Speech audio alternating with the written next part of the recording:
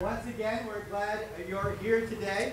The bad part is we don't know which what they chose. We don't ever find out which pet it was. But we're excited again to be here in week 3 of Parenting Through Proverbs. Would encourage you, if you brought the Connect card, or if you have that there, you want to take it out, take some notes, you can do that. Also, we have 2 places today where our message notes are. They are in the Bible app, so you can look under the tab Events and find Oasis Church there and click on that. And also, we're trying something new that'll help us kind of do a better job of following it up, taking next steps. It's a simple website called oasisnfl.info. So if you go there, the message notes are there as well. We want to encourage you to follow along and jump in with us as we've been unpacking each week some thoughts from the most well-known philosopher of our time, Theodore Geisel, who we know as Dr. Seuss. But we haven't just stopped there. We've actually gone from Seuss to Solomon and kind of uncovered some truths and wisdom that we can apply no matter what age our kids are, even if we don't have kids or not. If we have someone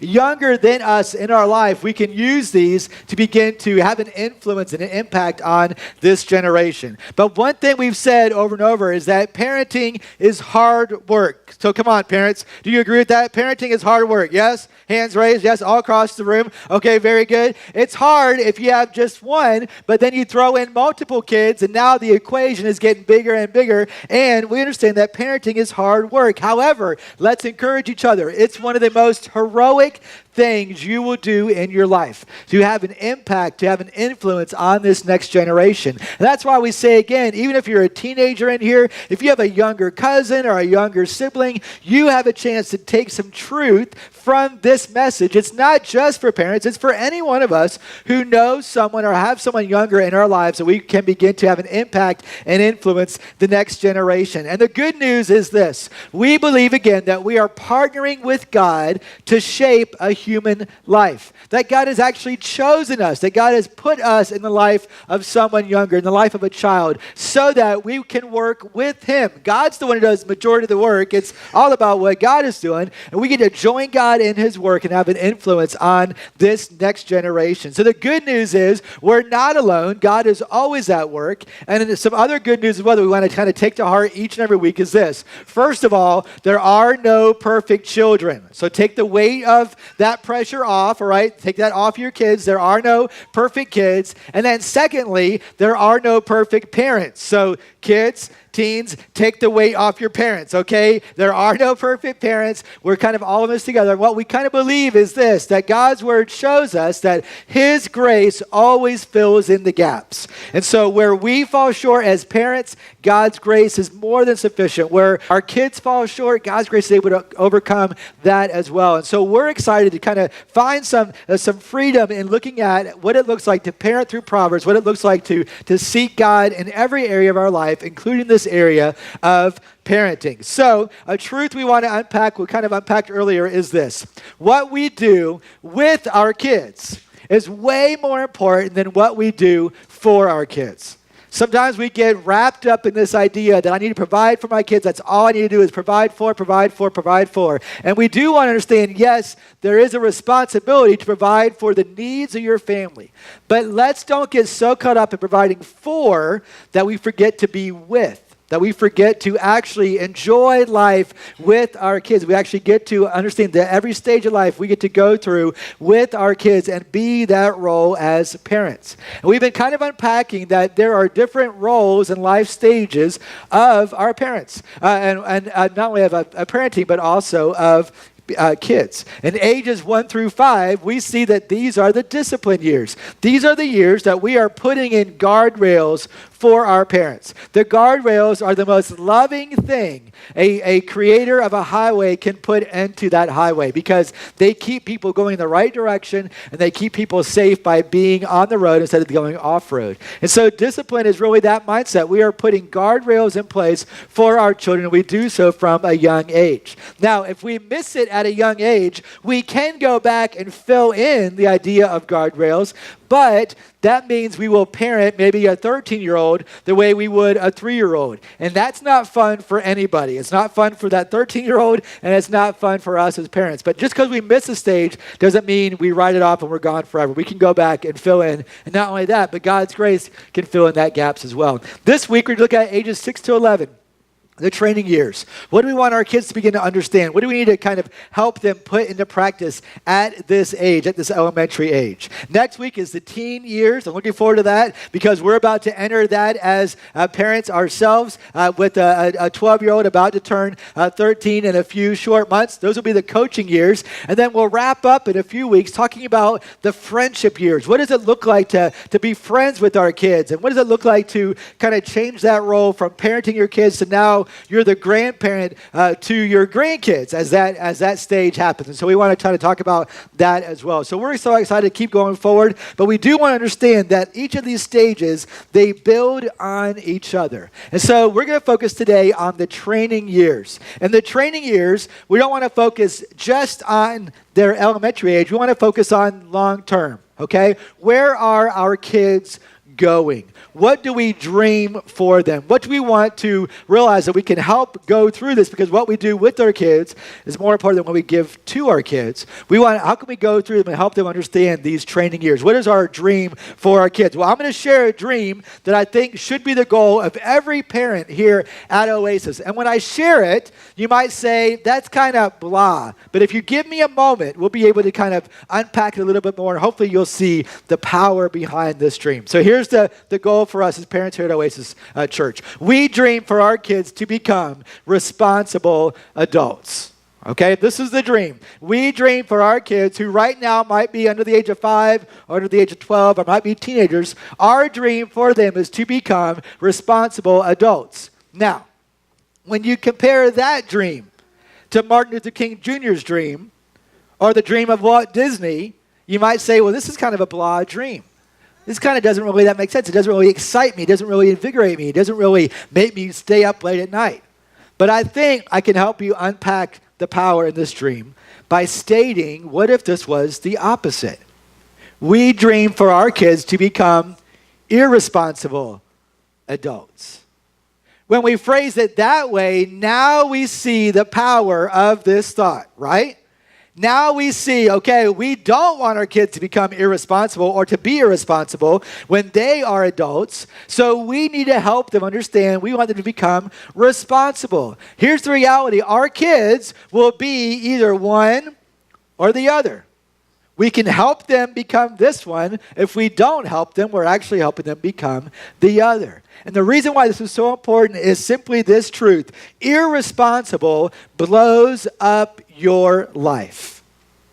Responsible builds up your life. We're helping our kids either create a life that goes off the rails if they choose and become irresponsible adults, or we have the chance right now to help train our kids from an elementary age to make wise choices that will lead to being responsible adults that will help them actually build their life and have the life they want to accomplish. And not only that, but have the life that God has in mind for them.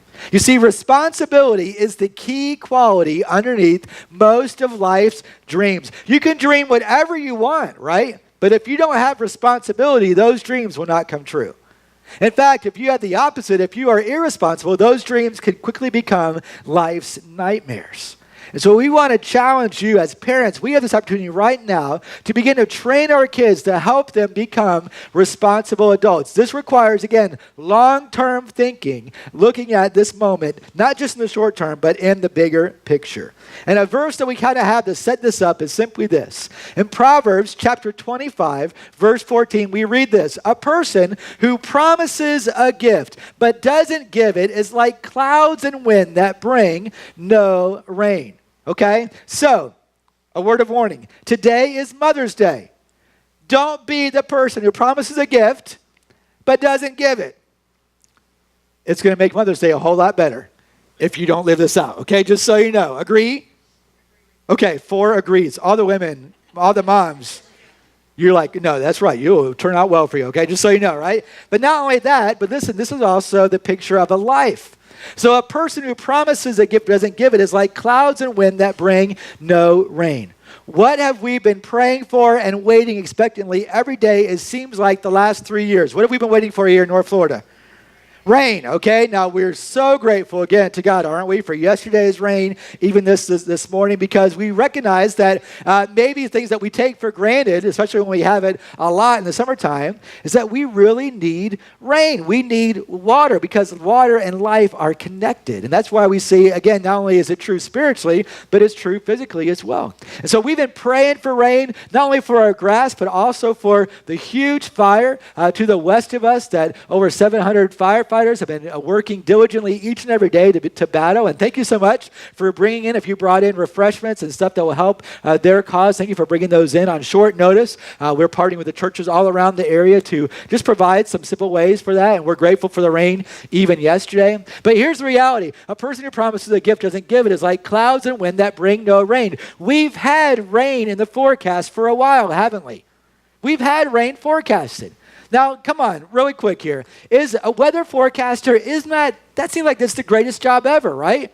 Because you don't have to be right ever, right? And you still keep your job. Like, you're still there. Like, you're still there next week. You're still there, right? You could say it's going to rain and no rain comes and there's no repercussions. That's the best job ever. I just think that's pretty cool, right? That's a side note. I'll get back on track, all right? So when it comes to the weather app even, it's interesting. You can read it, look at your app on your phone 24 hours before. 100% chance of rain. It's going to rain. Build the ark. It is going to flood. It's going to be crazy, right? You wake up that morning, it's down to 40% chance of rain. You check it 3 hours later, 20%. And then by the end of the day, there's no rain at all. And so what happens is this first, we get all our hopes up. We probably didn't turn the sprinklers on that day. We don't want to kill our grass by having too much water. Let's take the day off, right? And then the rain doesn't come.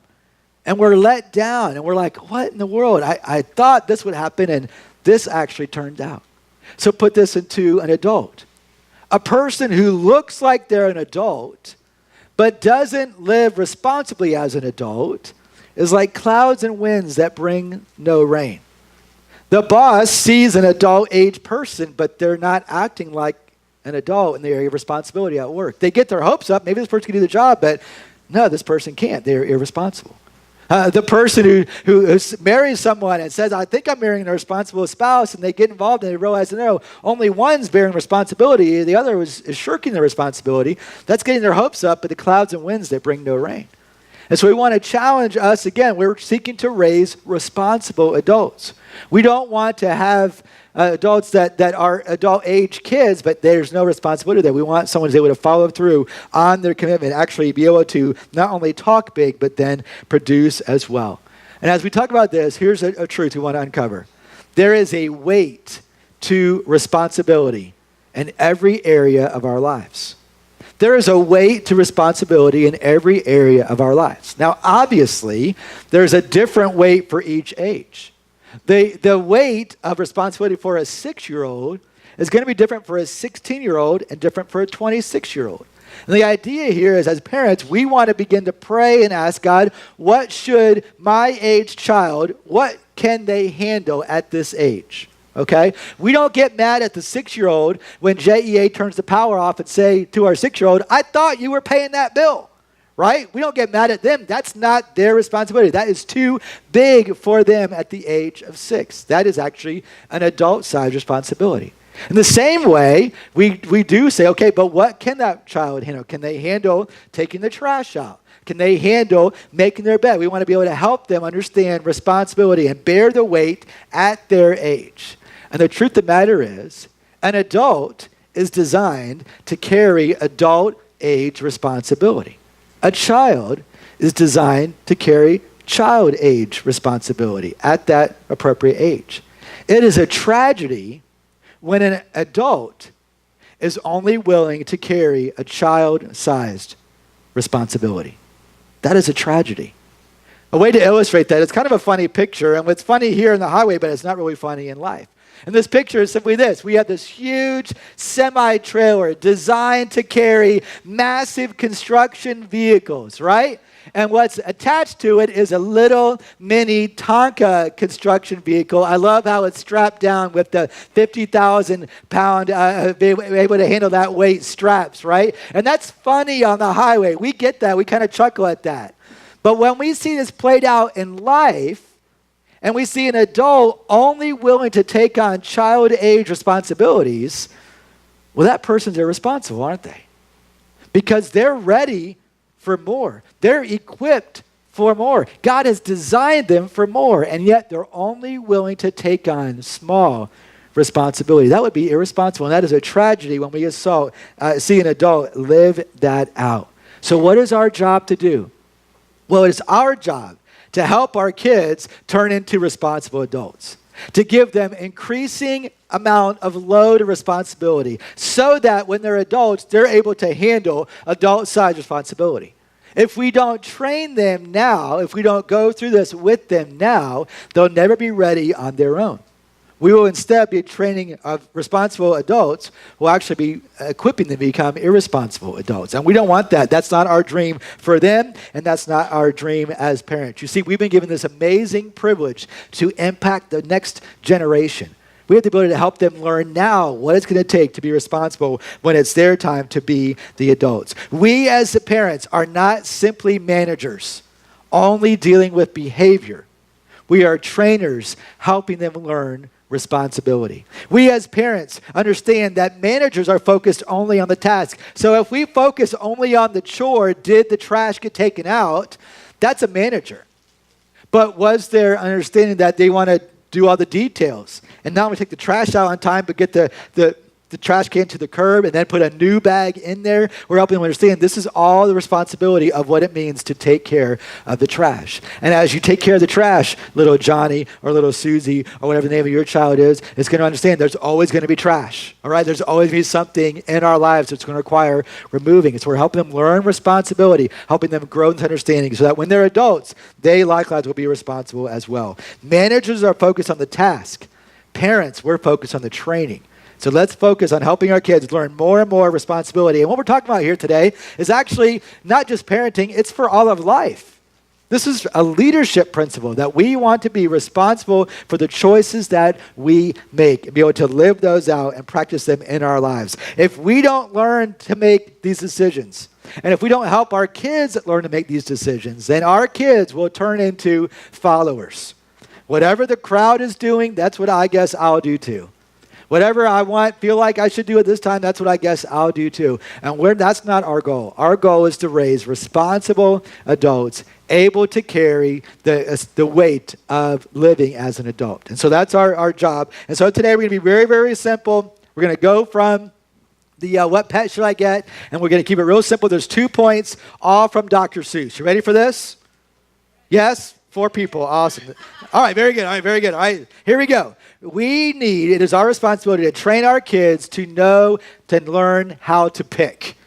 The first thing we want to help our kids do is they are responsible to pick. They are responsible to make a decision. They are responsible to see the choices and then choose something. Use their mind. Make up your mind. Okay? Now, the opposite is just get whatever you want. It's all on the table. But that's not how life works, right? Wants have limits. Wants have limits. We are not unlimited in our choices. We are not unlimited in getting to choose everything because living and choosing unlimited is irresponsible. To make a choice, to make a pick is learning and growing in responsibility. When they walked into the pet store in that book, one of the suggestions was, let's get all the pets. Don't make a choice. Let's just get one of each. That is irresponsible, right? There is no way that's going to happen. In that book, in your own family going to the pet store, there's no way we're taking every pet home, right? And in life, there's no way you're going to be able to choose everything. There is a pressure in picking. And they felt that pressure in that book. Which pet should we get?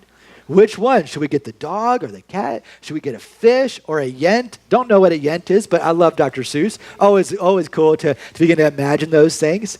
Which one? I can't pick them all. There's a pressure there, okay? So we understand this. When it comes to Christmas list, right? When it comes to birthday gifts, when it comes to spending that money, we take our kids to the store. We say, you can pick 3 things. And then we drop them off in the toy section. And there's a whole section of toys. And they have to choose 1 or 2 or 3. There's a pressure to pick. And the idea is, I don't necessarily want to pick sometimes. I want everything. But we understand that wants have limits. You can't have everything.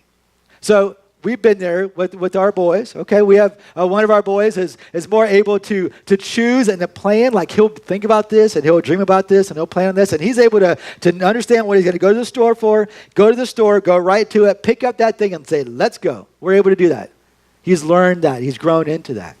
We have another one of our boys who for a while didn't want to choose at all. Would be like overwhelmed with the choices because there are lots to choose from. And would finally say, listen, we'd have to go, okay, don't look at this whole row. Here's these 3 items. Just look at these 3 items. Which one do you want? And as a young, especially when he was younger, he would sometimes get to the point would say, you know what, Dad, you choose. Just you choose. I can't. You have to decide. You have to do this. Now, when they're younger, of course, our job is to help minimize that. But our job as they get older is being to step back and begin to say, no, I'm sorry, you have to choose. Because our job as parents, we can't step in and choose for them.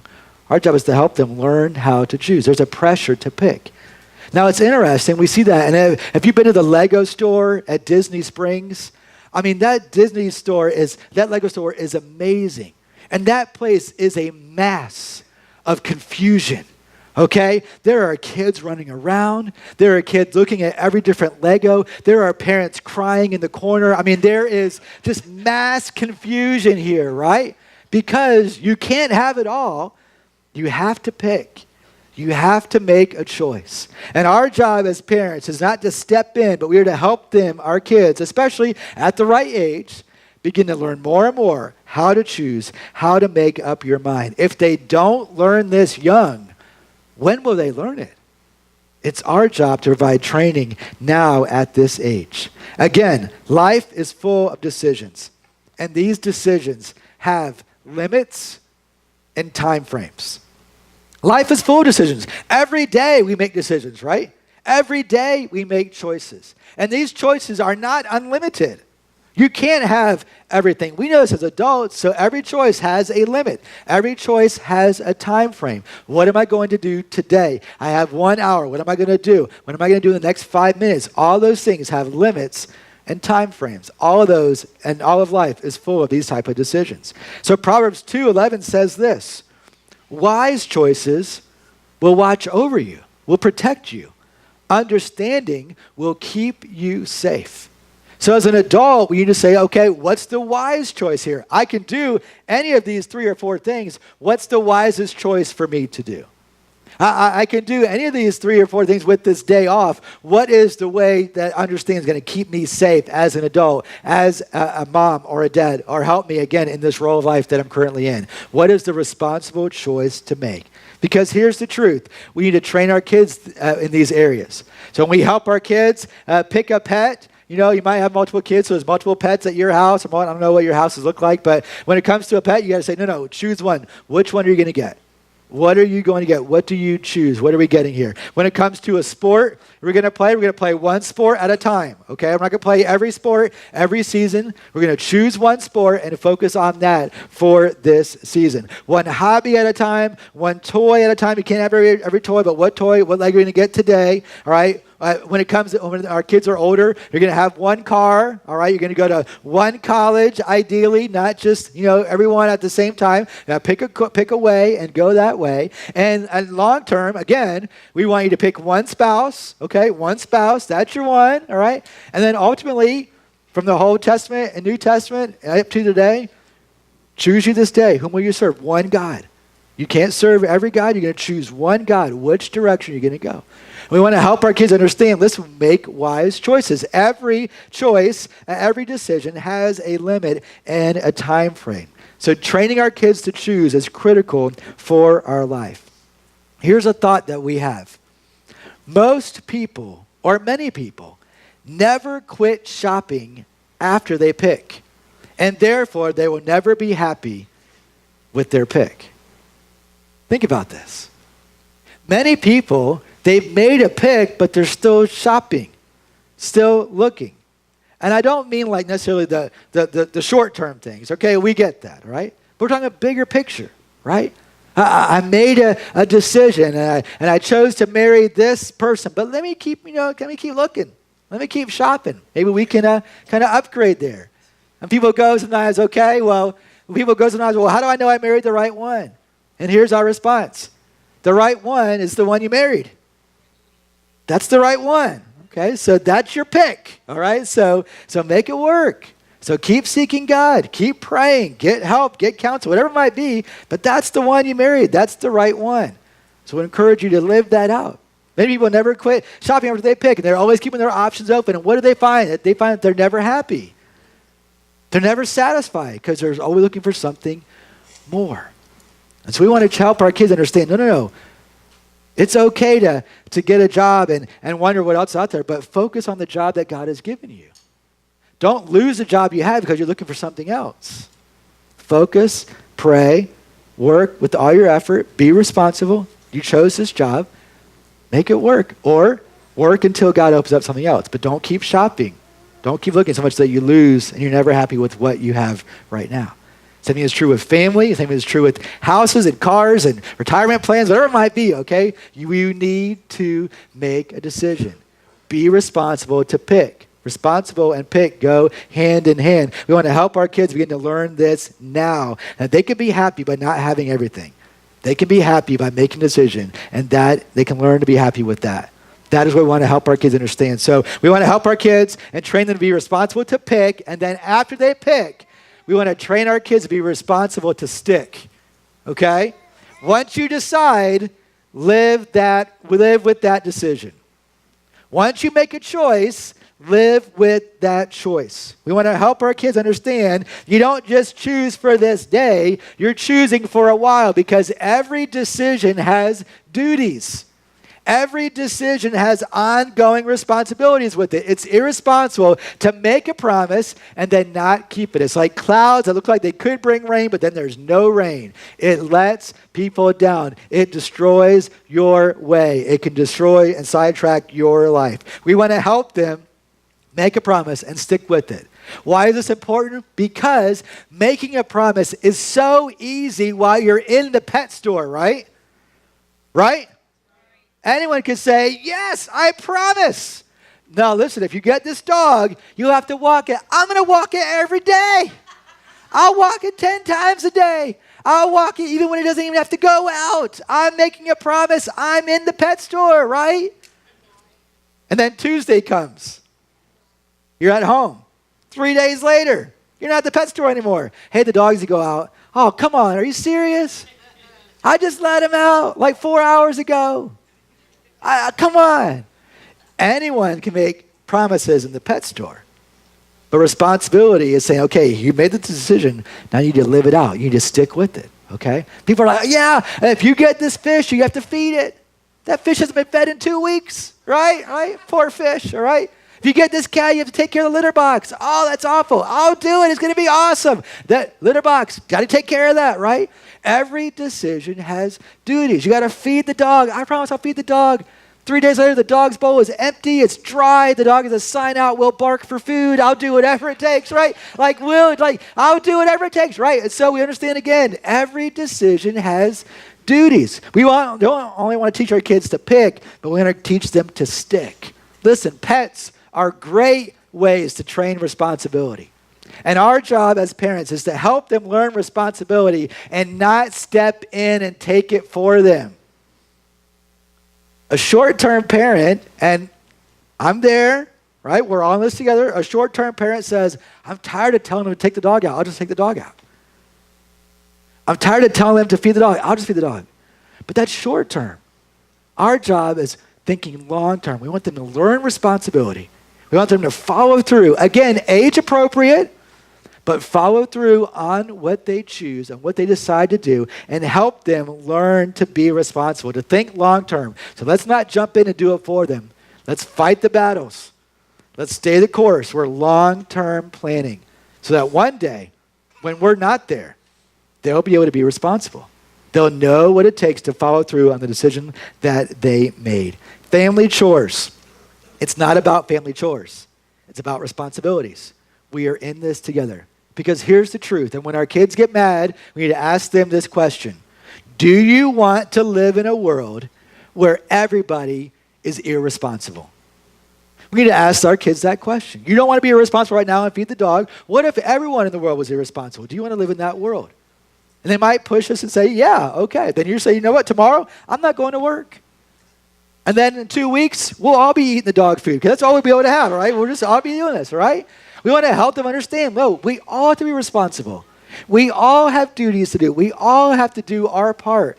Just like you, son, just like you, daughter, you need to do your part. We are all in this together. We all need to bear the weight that we're able to bear. In Proverbs 10, verse 5, it says this, a wise youth harvests in the summer, but one who sleeps during harvest is a disgrace. So what's not seen there is the planting.